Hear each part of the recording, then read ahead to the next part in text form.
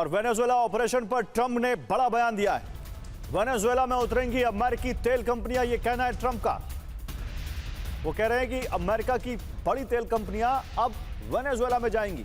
हमारे पास सबसे बड़ी तेल कंपनियां, ट्रंप कह रहे हैं। वेनेजुएला के ऑयल बाजार में हमारा दखल होगा। हम वेनेजुएला को इंसाफ दिलाएंगे, यह भी कह रहे हैं ट्रंप। अब जब सब कुछ ट्रंप अपने मुंह से कह रहे हैं तो बाकी कहने को बचता क्या है। वैसे लोकतंत्र का मुखौटा है, लेकिन पीछे असली खेल तेल का ही है। दुनिया जिसे मदद समझ रही है वो दरअसल वेनेजुएला के खजाने पर सरेआम डकैती की तैयारी है। हम ये क्यों कह रहे हैं वो ट्रंप के बयान के मायनों से समझिए, समझाते हैं आपको। अमेरिका कहता है कि उसकी तेल कंपनियां निवेश करेंगी। इसका असली मतलब यह है कि तेल पर दोबारा पूरी तरह अमेरिकी कंट्रोल होगा। ट्रंप कहते हैं कि बर्बाद इंफ्रास्ट्रक्चर ठीक करेंगे। यह सिर्फ हस्तक्षेप को जायज ठहराने की सोची समझी रणनीति है। दावा किया जा रहा है कि देश के लिए पैसा कमाएंगे। सच तो यह है कि मुनाफे की शर्तें अब अमेरिकी कंपनियां तय करेंगी। और जब वो कहते हैं कि मादुरो ने वेनेजुएला के लिए कुछ नहीं किया, तो समझ लीजिए कि सत्ता परिवर्तन का नैरेटिव ऐसे ही सेट किया गया है। बड़ी तस्वीर साफ है।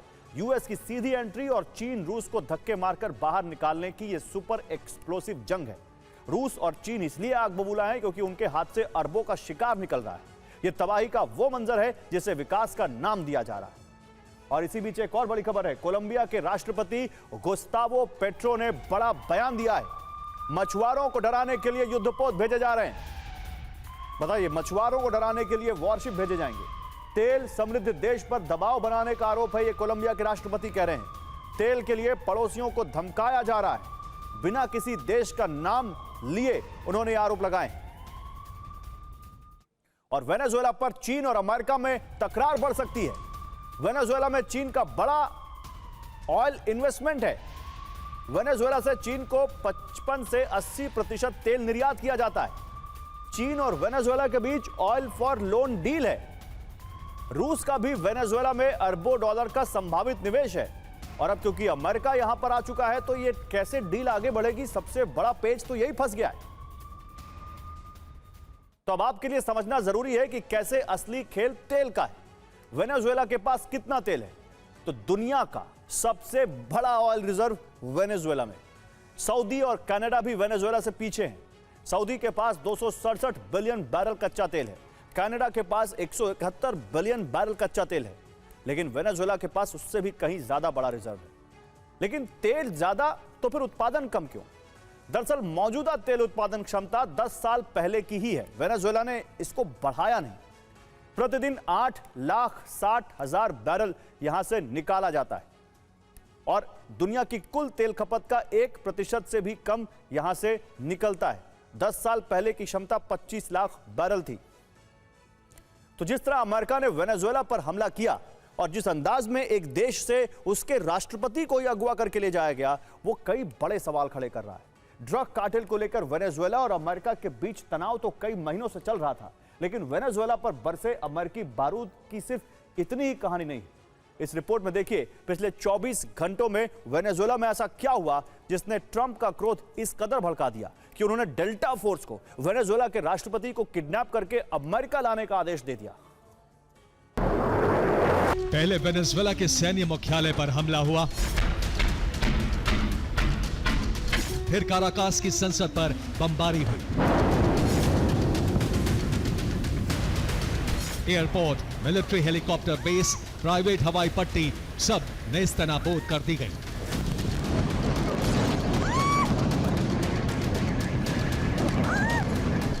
और फिर आई वो तस्वीर जिसमें वेनेजुएला की सरकार का टोटल सरेंडर था।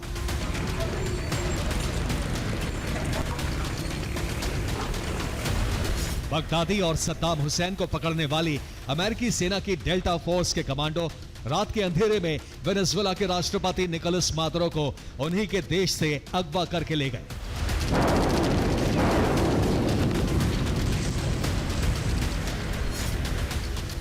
लेकिन वेनेजुएला की राजधानी कैराकास की रात निकोलस मादुरो के लिए कयामत की रात क्यों साबित हुई? ट्रंप ने एक ही रात में वेनेजुएला के हर मिलिट्री ठिकाने को बर्बाद करने का आदेश क्यों दिया? वेनेजुएला की राजधानी काराकास में एक के बाद एक धमाके हुए। La Carlota airbase, Fort Tuna, Miraflores palace के आसपास सैन्य ठिकाने, बंदरगाह, कम्युनिकेशन टावर, हर तरफ तबाही तबाही दिखने लगी। पर सवाल यह है कि अमेरिका ने वेनेजुएला की राजधानी काराकास समेत कई बड़े शहरों पर अटैक हेलीकॉप्टर और फाइटर जेट से बम क्यों बरसाए?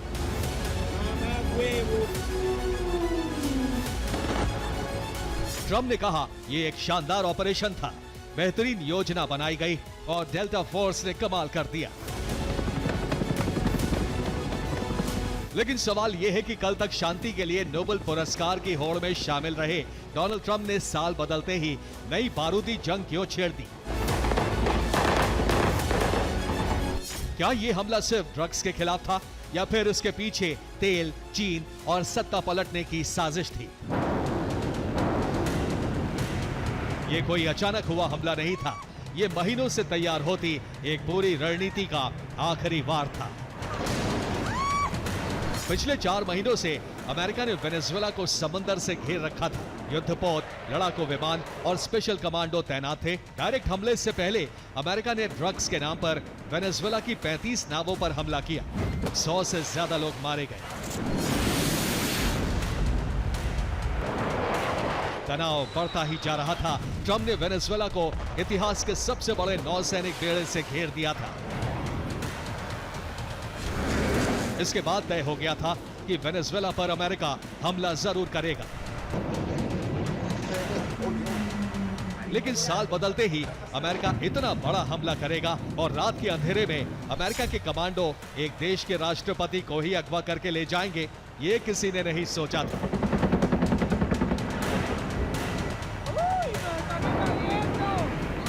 अब वो वीडियो देखिए जिसकी वजह से वेनेजुएला ने आधी रात में इतना बड़ा हमला झेला।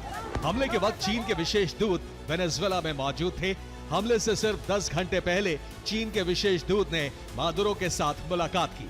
चीन के विशेष दूत और मादुरो साथ में घूमते दिखाई दिए। अब यह माना जा रहा है कि जिनपिंग के भेजे विशेष दूत और मादुरो के मुलाकात का ये वीडियो सामने आने से ट्रंप नाराज हो गए और अमेरिका ने वेनेजुएला पर हमला कर दिया। हालांकि इतने बड़े हमले की वजह इतनी सीधी नहीं। ट्रंप ने इस हमले के लिए वेनेजुएला से होती ड्रग की तस्करी को जिम्मेदार बताया है, जबकि सच्चाई ये है कि अमेरिका पहुंचने वाली 90% से ज्यादा कोकीन कोलंबिया से आती है। ये बात खुद अमेरिकी ड्रग कंट्रोल एजेंसी की रिपोर्ट कहती है। वेनेजुएला अमेरिका तक तस्करी के जरिए पहुंचने वाली सिर्फ 5 से 10% ड्रग का ट्रांजिट रूट है। तो फिर पूरा देश क्यों तबाह किया गया? जवाब है तेल।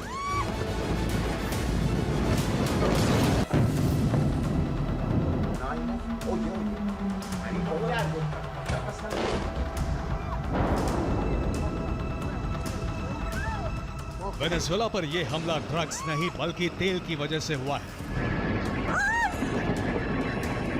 वेनेजुएला का सबसे बड़ा संसाधन ही उसके लिए श्राप बन गया है। वेनेजुएला की पूरी अर्थव्यवस्था तेल पर टिकी है।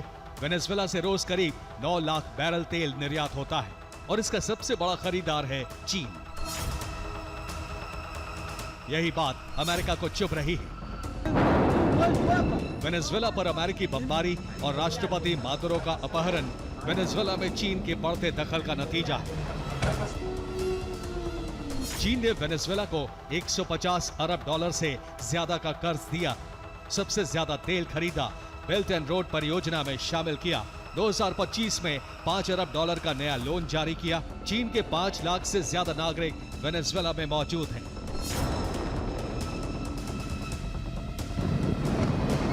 और ट्रंप नहीं चाहते कि अमेरिकी बैकयार्ड में चीन अपनी आर्थिक कॉलोनी बनाए।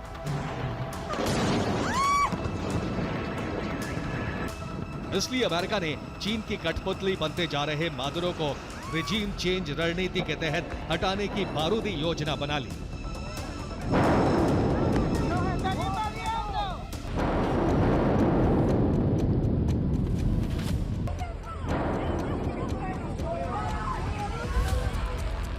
Marico.